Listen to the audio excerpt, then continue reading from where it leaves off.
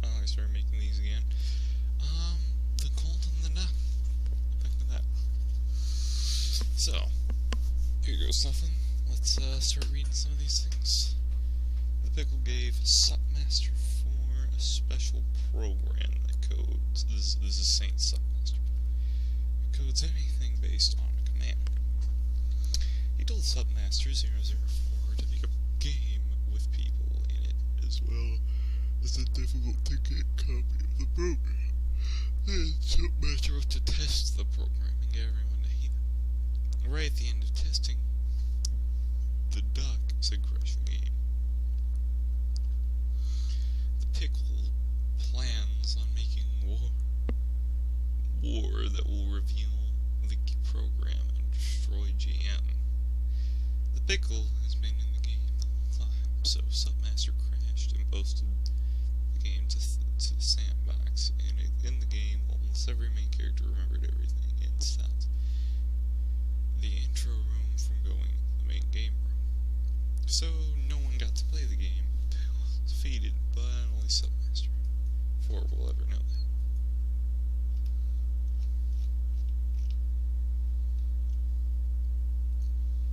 So that was a really short one. Let's go on to the next one. Oh wait, I've already read that one, haven't I?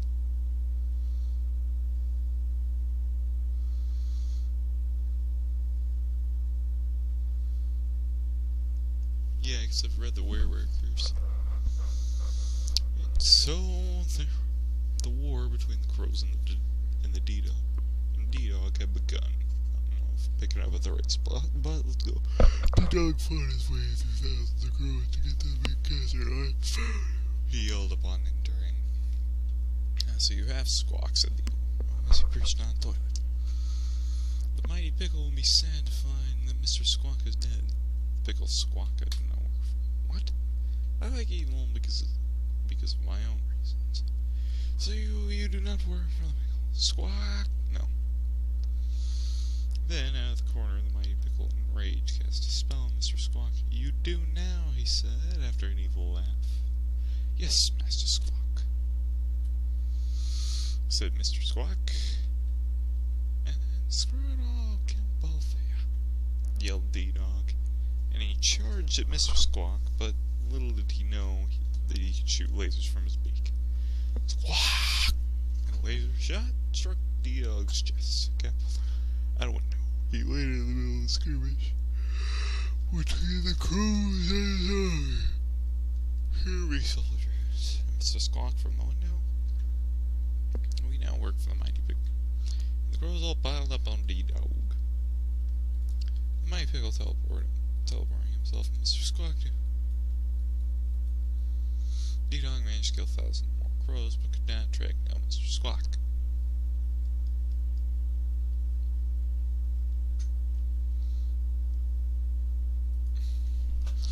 The mighty Pickle had tired of constantly getting his butt kicked by the duckies, so he decided to put an end to it.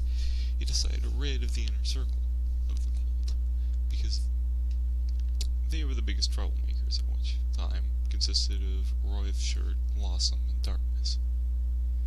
I'm not gonna say Darkness, Darfur, Canis. So if I do so, the cold will suffer a shock because there will be no one to take leadership. I won't even give them time to themselves, then I'll attack during their moment of weakness and wipe the cold out. But first, I need to figure out how to do it. He ambushed one of the neutrals, Lucas Sma. Lucas Sma was neither for the side of the duck or... He convinced him to join the Pickles, and after Lucas Sma accepted, he personally trained him and used some other powers.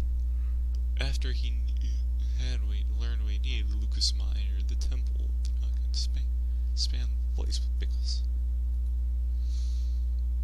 That made the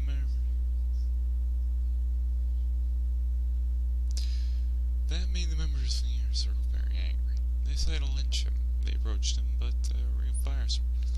The temple turned dark, and the entrance collapsed.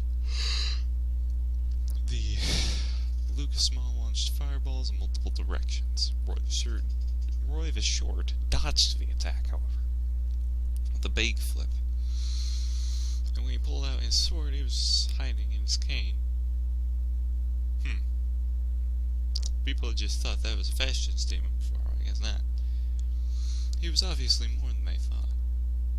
It looked like he knew some martial arts. Blossom blocked in the oncoming fireball with the powerful duck sword while Darkness transformed into his were-dog form, ready to fight.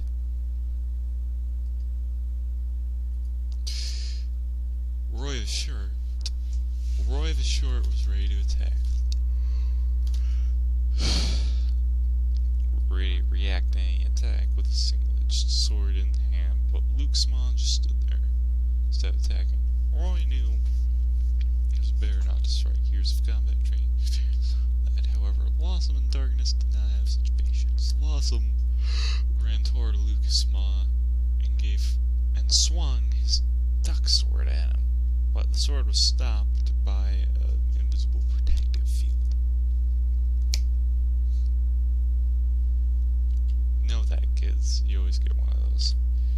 Luke Small gestured at him, launching him into a nearby wall. Darkness was about to jump at Luke Small, but when he saw that, he retreated. Luke Small used his magical powers to teleport a bunch of swords into the temple before using his telekinesis to control a total of 10 swords. He attacked Roy and with 4 swords. Roy is short, even with his skill, couldn't dodge all those swords. Obviously. He could only retreat and block any incoming attacks, but even that was pretty difficult. Blossom had a powerful duck sword, so he could actually knock some of the 4 swords and come back, but that really didn't help him too much. He was soon cornered and barely resisting the attacks. Darkness wasn't the biggest threat. There were only 2 swords for him, ready to slice him, but he had no melee weapons to block the incoming attacks. All he could do was run, sometimes dodge. Something occurred to Roy the Short. Most ducklings didn't know the Blossom sword was blessed by the great duck herself after it was crafted by the Thunder Ducks, a group of ducks with strange powers that often helped the cold. The sword was very light to whoever held it, very heavy to anyone it hits. It was also incredibly sharp and resistant, as well as emitting light and darkness. It had an effect even against magical things, so that it can actually be used to block incoming magic blasts or destroy magical shields, but Luke Small's energy shield wasn't very damaged because it was really powerful. But something most duckies didn't know was that there was another magical weapon grabbed by the Thunder Ducks for Darkness, but given to Roy so that he could keep it safe until Darkness was ready to receive it. It was a trident. It wasn't one of those really long, heavy ones, but a short and light one, so that anyone could wield it. So one could wield it in combat very easily. And the same resistance. The duck sword, and also had effect on any magical. Anything magical. Oh, man, I can't shake these yawns today. But it didn't glow in the dark, and it definitely wasn't lighter in the hands of its wielder than anyone else's hands. It did, however, have some other useful attributes. It could release powerful beams of magical energy. It could also be used to manipulate liquids in the nearby area. It was called Fork Ness. Roy had hidden it in a small building near the temple, but how to get it? That is the question.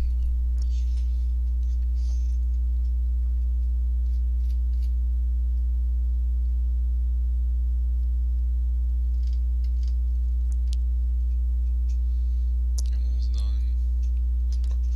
The night was dark and stormy. The mighty Pickle saw his throne, light of torches, and his castle falling. The throne room was pretty big. The walls and the floors and the ceiling were all made out of obsidian, decorated with gold. There were also symbols carved on the walls. The throne was made of obsidian, but it was covered with amber. There were 2 guards next to the entrance to the throne room.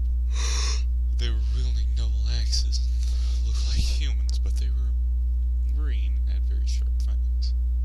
Those were the pickles. No, not the pickles that we were used to. Pickles are vegetables.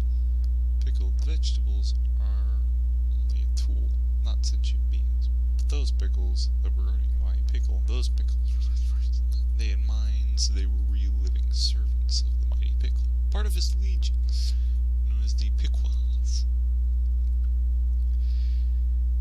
The mighty pickle himself looked like an ordinary human being. He took his form so he doesn't accidentally destroy his castle.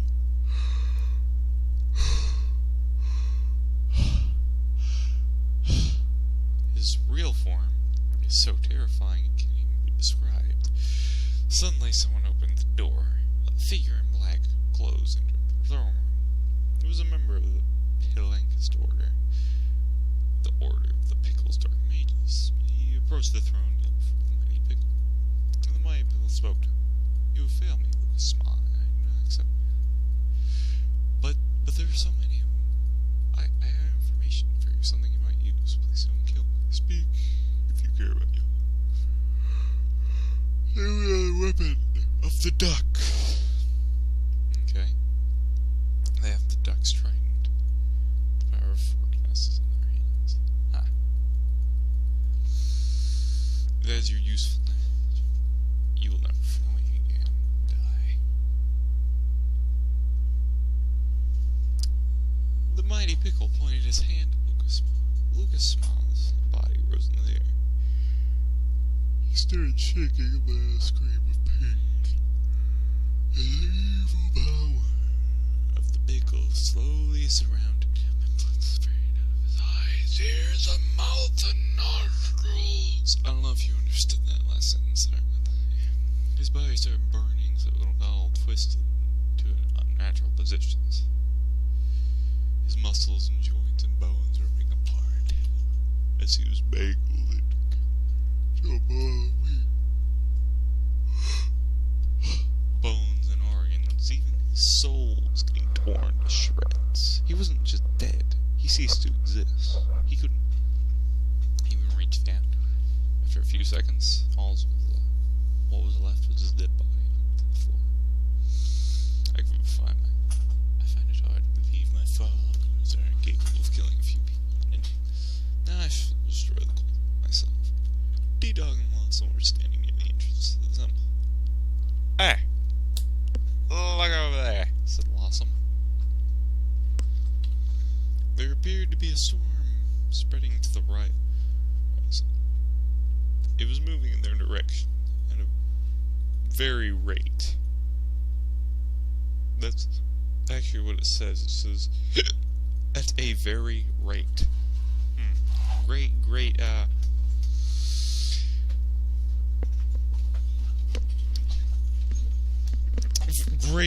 Great sentence there. I would definitely rate that sentence very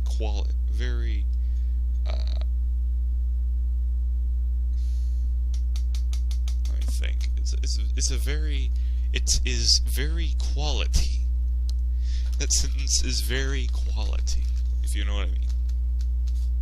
The ground started shaking as the storm approached. In the middle, there was Mighty Pickle in his true form. The darkness was consuming everything around.